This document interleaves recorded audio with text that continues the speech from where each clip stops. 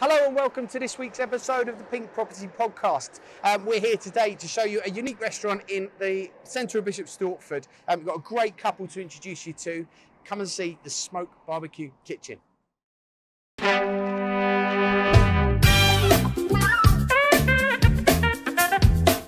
You're listening to the Pink Property Podcast, where each week we will be showcasing one of the unique local businesses in our area, finding out about what they offer and the journey they took to get to where they are today.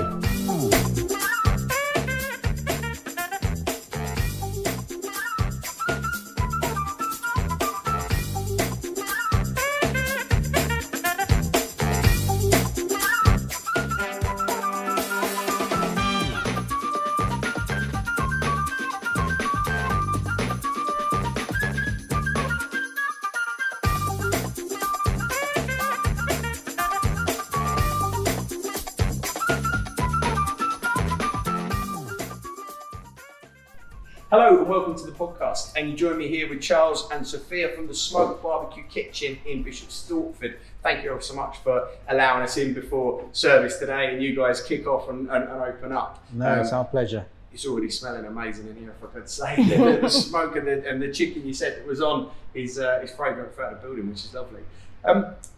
I wanted to come and see you guys. I've used you guys for ages, but I really wanted to help tell your story and share with the audience what you guys have done and what you offer here on Hockle Street. So, Charles, maybe we'll start with yourself. Tell us, where did the concept for the restaurant come from? Because it's quite different, to be honest, for what Bishop Stortford has in terms of cuisine. Well, I mean, 20 years in the industry, working hotels and restaurants. I was given the opportunity to open up my own place, and we took the journey and decided, right, now's the time in our life that we're going to do it ourselves. Believe it or not, initially we were looking for a property where we can do a more bistro kind of feel, along the Cape wine lands, being South African. But it wasn't until I saw this property and I was actually in the library and pulled out this American barbecue cooking book and realized, wow, this would suit this property so well. And knowing being South African and loving barbecue, one thing led to another. And before I knew it, I was up till 4 o'clock in the morning doing the old low and slow cooking. And I had my thermometer plugged in and I was sitting in the bed looking at how the meat was going, all done on a Weber. I did some research. I visited a lot of American barbecue restaurants. I then realized it was trending here in the UK. And we thought, wow, let's give it a try. We struggled to find a property that was, at the right price and the right location. And this property was available. And we said, well, I had a vision, and I ran it past Sophia, and Sophia said, absolutely, make it happen. And one thing led to another after about 6 months of research, and the doors opened, and I think we were fully booked the first 3 months, every weekend. So it was just been fantastic. But it is a different concept in the area. Sophia, had you worked in the industry as well before opening? Yes, so I've been mainly on the sales and marketing side of things, but in hospitality. So we actually met at a hotel in East Africa. I'm Swedish and Charles South African. So I've been doing that, but then for the last 10 years, I've been, I was the head of customer experience at the Professional Institute here in Bishop Stortford for workplace and facilities management. So I've now left that. So I've had very much the kind of customer service and the sales and marketing side of things. Charles more on the operation and food and beverage side. Excellent. Oh, good. Well, you're a great team, and the hospitality here is amazing. It's got a real fun sort of casual dining sort of feel about it, and and some interesting food.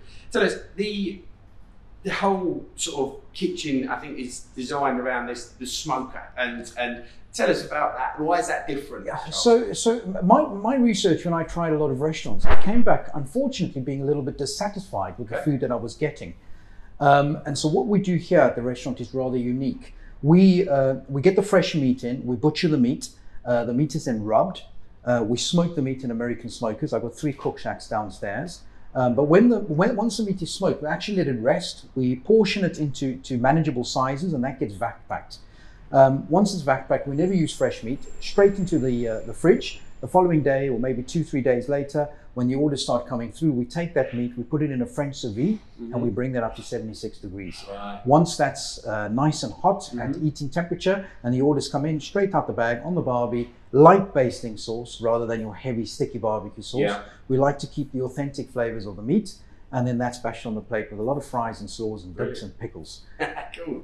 And it's going back to it again, I keep saying, but it is unique to what's available here. So it is very much unique. Yeah, yes. you've got to try it. It's fantastic.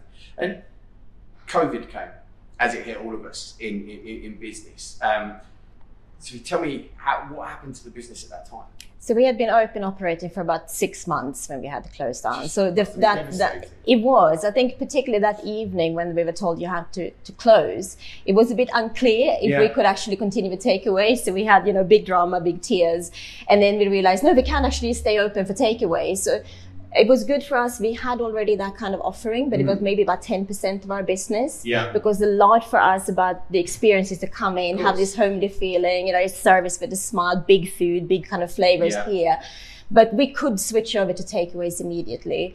And we had really strong support from the community. So people came to collect. We had slots, all the kind of COVID regulations going on. But at the same time, we did deliveries with 2 local companies, Go-Getters and Associated Gets. Oh, brilliant.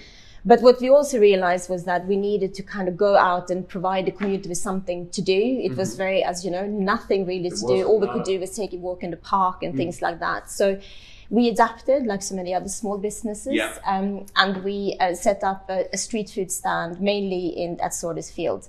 And it went really, really well. And we felt that we could, provide everyone with something that was a little bit of comfort and a bit different. And how does that sort of represent to the business now? That's both still going, both elements of that? That is going. And we also introduced a kind of a sub-brand, which is Smoke BBQ Kitchen on the go. So we had our gazebo style stand with a kind of, we then felt that was such a success. So we invested in a converted horse trailer. So we now got a beautiful food trailer as well. Okay. So we have started event catering, but also supporting local events and festivals and things like that. Wow. The horse box comes with a nice Toyota Hilux as well.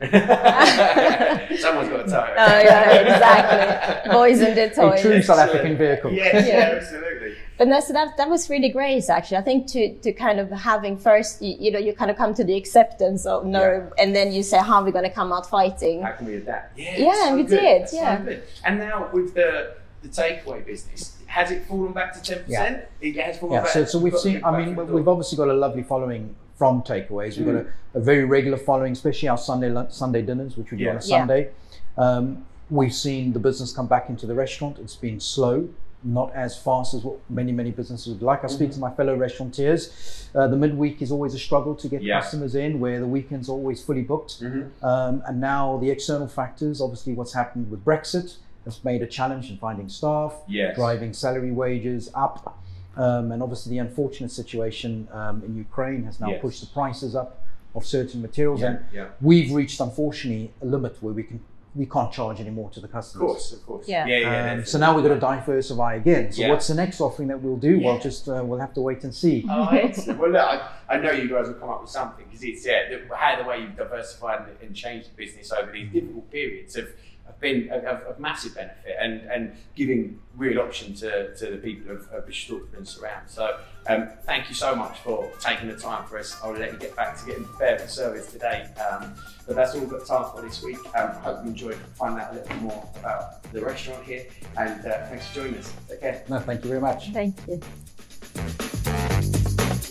If you and your business would like to feature in an upcoming episode on our Meet the High Street season, we'd love to hear from you. Please get in contact.